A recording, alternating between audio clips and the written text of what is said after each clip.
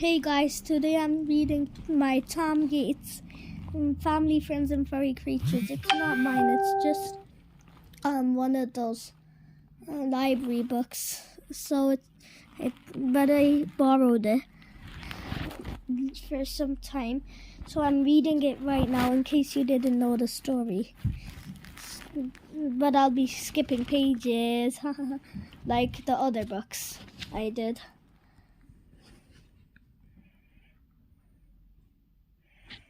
This book is dedicated to my family, my friends, my furry creatures. When I was at Derek's house, Rooster must have slept on my sweatshirt because it looks half of his fur coat is on it now. And Rooster is not it's not a chicken, it's a dog. But it's a really silly name actually. And in the Brilliant World of Tom Gates, the first one, and Tom says it's a stupid chicken dog, you know. But that's actually, I always look at it, and then it was pretty. At first, I used to laugh at that, you know, but now I'm pretty angry about that name because it's not funny. Now I'll start reading again. Normally, it wouldn't bother me, but this is an extreme first situation. Oh. I know that if Mom and Dad see it, they'll start saying things to me, like, you know that Delia's allergic to fur, don't you? Why did you let Rooster jump on you? Can't you stay out of his way, which is impossible? You know, Delia, Tom always calls her an alien, a weirdo, or sometimes he calls her an idiot. But I actually laugh at that because Delia's pretty mean. I'd rather stay out of Delia's way, as Rooster is a lot more fun to hang out with. I try and shake off some of the fur off. Then I remember a trick of that Mom does with using bits of sticky tape wrapped around her hand. I get some tape and start patting my sweatshirt like it's a good dog. It's not a dog. Very funny, Tom.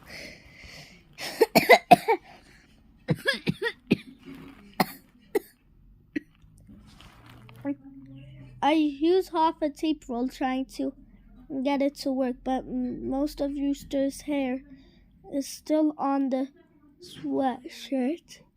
So I give up. Sigh. There are bits of furry tape everywhere. I'm about to get rid of them until when another idea pops into my head. Look at that picture. Guess what they are? No peeking right now. They're furry creatures, and I have a question. Is this picture here a furry creature or a furry feature? No peeking with your own book if you have it. The answers are on page 3. You decide right now.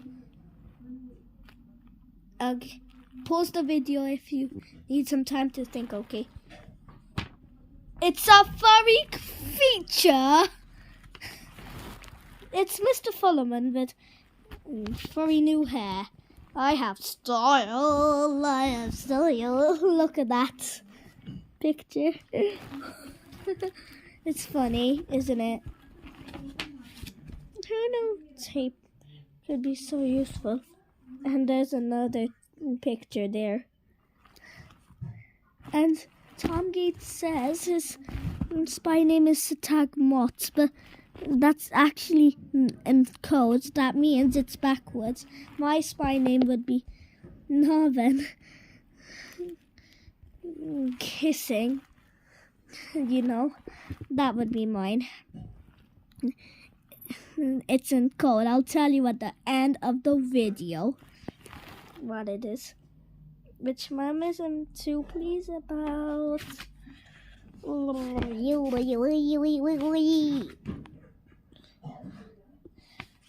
Okay, I'm gonna skip a few pages now. Mr. Fullerman's calling everyone except for me for the crafting table. There's only one thing can do to make him call about my name. I close my eyes and think about being picked. Hopefully Mr. Fullerman will read my mind and choose me, I hope.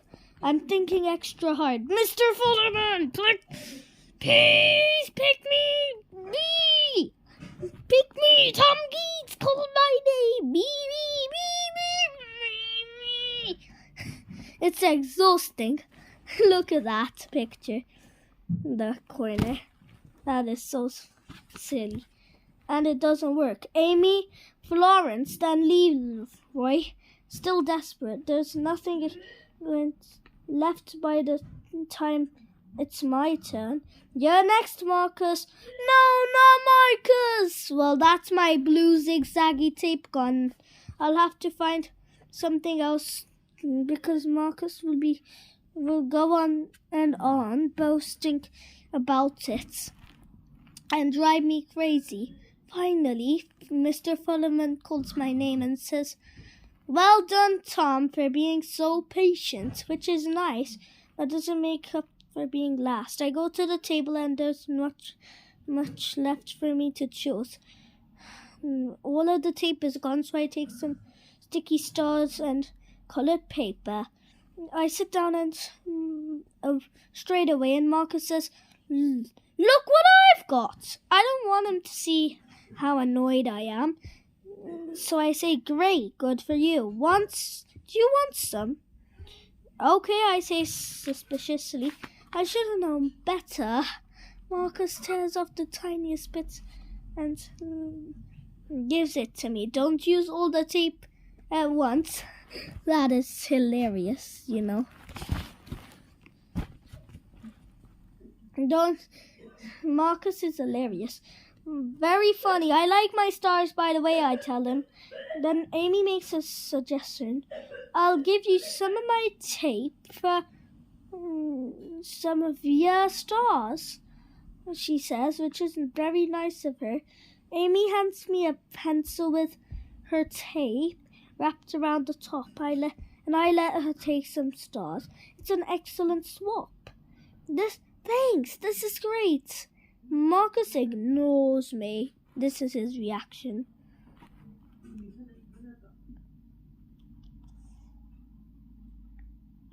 You know, he's arranging and admiring all of his tapes when Mr. Fullerman comes over. "That's rather a lot of tape you've taken, Marcus." I agree. "Tom doesn't have any tape, so why don't you give him some of yours, please?" "But Mr. Fullerman, Tom has stars, and now he has some tape." Mr. Fullerman takes one and gives it to me, which makes me very happy. Like Marcus, no, this is his expression now. Oh.